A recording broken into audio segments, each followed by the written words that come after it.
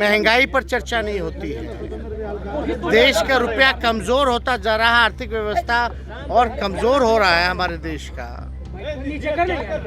इन सारे मुद्दों को हटा करके जो है केवल नफरत की राजनीति की जा रही है। लोकतंत्र को खत्म करने का प्रयास किया जा रहा है, संवैधानिक संस्थानों को खत्म करने का प्रयास किया जा रहा है। तो हम देश की आवाज हैं, जो देश का दर्द है, जो देश की समस्याएं हैं, उस बात को जो है हम लोग सब लोग मजबूती के साथ उठाने का काम कर रहे हैं। पूरा देश तो देख ही रहा, मणिपुर के लोग देख रहे हैं क्या हो रहा है, पूरा जल रहा है। और आप अंदाजा नहीं लगा सकते हैं, अगर वहाँ बीजेपी पार्ट एंड पार्सल नहीं होता, कोई और विपक्षी दलों का राज होता और उस राज्य में इतनी बड़ी अगर घटना हुई होती तो कौन कौन एजेंसियां घुस गई होती और जो गोदी मीडिया है क्या क्या बोलने लगती। भाई अच्छे दिन आएंगे। Indian national developmental inclusive alliance नाम जो है ये रखा गया है, और शॉर्ट में अगर कहा जाए तो INDIA। इसका साफ तौर पे हम लोग बेंगलोर में हम लोग उपस्थित रहे और इस पर चर्चा चली कि भाई अलायंस का जो है नाम क्या रखा जाए। तो सबके सहमति से ये नाम जो है रखा गया है, जो नाम आपको हमने बताया, Indian national developmental inclusive alliance, ये नामकरण जो है किया गया है। और मजबूती के साथ जिस प्रकार से मुद्दे की बात नहीं होती है, गरीब की बात नहीं हो रही है, बेरोजगारों की बात नहीं हो रही, किसानों की बात नहीं हो रही, महिलाओं के साथ जिस प्रकार से शोषण सत्ताधारी लोग कर रहे हैं उस पर न्याय नहीं हो रहा है, महंगाई पर चर्चा नहीं होती है, देश का रुपया कमजोर होता जा रहा है, आर्थिक व्यवस्था और कमजोर हो रहा है हमारे देश का। इन सारे मुद्दों को हटा करके जो है केवल नफरत की राजनीति की जा रही है।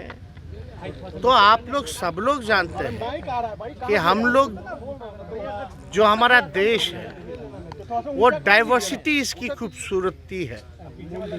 यहाँ लोकतंत्र की जननी पूरे दुनिया में अगर माना जाता है तो इंडिया में माना जाता है, वो भी बिहार वैशाली में। और लोकतंत्र को खत्म करने का प्रयास किया जा रहा है, संवैधानिक संस्थानों को खत्म करने का प्रयास किया जा रहा है। तो हम देश की आवाज हैं, जो देश का दर्द है, जो देश की समस्याएं हैं, उस बात को जो है हम लोग सब लोग मजबूती के साथ उठाने का काम कर रहे हैं। चाहे मणिपुर की जो घटना महिला के साथ हुई, कितना शर्मिंदा करने वाला ये वीडियो सामने आया है, और वहाँ के मुख्यमंत्री क्या क्या बयान दे रहे हैं, और भी शर्म की बात है। और इस बात पे एक बार ही नहीं, जो बेंगलुरु में जो मीटिंग हुई हम 26 दलों की, उसमें भी हम लोगों ने मणिपुर का इशू जॉइंट स्टेटमेंट में हम लोगों ने उठाने का काम किया। और आज भी पार्लियामेंट चल रहा है, वहाँ भी लोगों की बैठक हुई है, और प्रधानमंत्री अब तक खामोश थे। अब तक वो गाली दे रहे हैं विपक्ष के लोगों को, अपने काम को नहीं गिनवा रहे, अपनी बात नहीं बता रहे। बताइए, राहुल गांधी जी मणिपुर जाते हैं लेकिन प्रधानमंत्री क्यों नहीं जाते हैं भाई? Who is the Prime Minister of this India? कौन है प्रधानमंत्री इस देश का? लेकिन जिम्मेवारी ज़्यादा उनकी बनती सबों की है। लेकिन विपक्ष के लोग अगर राहुल गांधी जाते हैं, वहाँ चीज़ों को समझते हैं, हालात में, समाज में वहाँ संदेश देते हैं कि हिंसा नहीं होनी चाहिए। तो पूरा देश तो देख ही रहा, मणिपुर के लोग देख रहे हैं क्या हो रहा है, पूरा जल रहा है।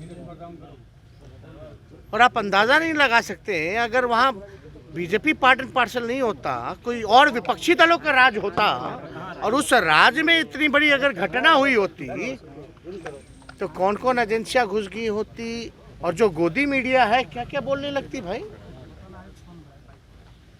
मणिपुर की घटना को गोदी मीडिया नहीं दिखा रही, विपक्ष के लोग एकजुट हो रहे हैं, उसको लेकर के भ्रामक खबर फैलाई जाती है, झूठी खबरें फैलाई जाती है कि फलना जी नाराज हो गए, चिल्ला जी नाराज हो गए। किस बात की नाराजगी भाई?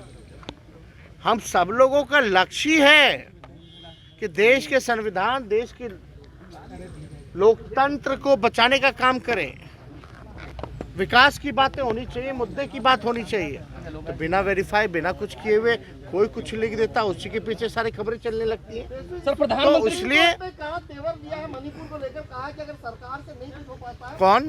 सुप्रीम कोर्ट ने नहीं, अब आप बताइए, अब इससे बड़ी क्या बात हो सकती है? देश का प्रधानमंत्री खामोश है, भारत सरकार चुप है और सुप्रीम कोर्ट को हस्तक्षेप करना पड़ता है, राहुल गांधी जी को जाना पड़ता है। क्या इसी दिन के लिए अच्छे दिन आएंगे?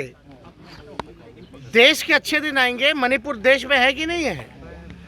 ये अच्छे दिन है मोदी जी, ये बताना पड़ेगा ना मोदी जी को कि यही अच्छे दिन के लिए उनको वोट दिया गया था। तो ये तो बताएं भाई। वो सर, प्रधानमंत्री ने ओपोजिशन मीटिंग में कहा है कि सभी जितने भ्रष्टाचारी हैं, जो परिवारवादी हैं, वो साथ आ गए हैं। देखिए 20 लाख करोड़ का घोटाला है। चिराग पासवान जी से गले लग रहे हैं, वो क्या हैं? अजीत पवार, गोपाल कांडा रेपिस्ट जो रहे, वो सब लोग फोटो में है, प्रफुल्ल पटेल वगैरह सब लोग फोटो में हैं। वो लोग क्या हैं, क्या थे भाई, पहले क्या थे? अब हमको रिकॉल कराने की जरूरत है। दुष्यंत चौटाला पीछे खड़े हो, कौन है भाई? उनके पिता जेल में थे ना। अब वो भी तो किसी के बेटे हैं। डिप्टी सीएम किसने बनाया? अजीत पवार और दुष्यंत चौटाला को। पशुनाथ भाई, अपने पारस जी, चिराग पासवान, ये परिवारवाद नहीं है। किस बात के बारे में बात है? तो ये देखिए, इनकी राजनीति जो है अब खत्म होने वाली है। देश की जनता बेवकूफ़ नहीं है, देश की जनता सब देख रही है।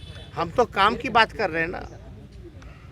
अरे आप बताओ ना, आपने देश के लिए क्या किया? मणिपुर में तो क्या हालात हो गए, उसी हिसाब से पूरे देश का जो हालात है, अघोषित इमरजेंसी लागू है।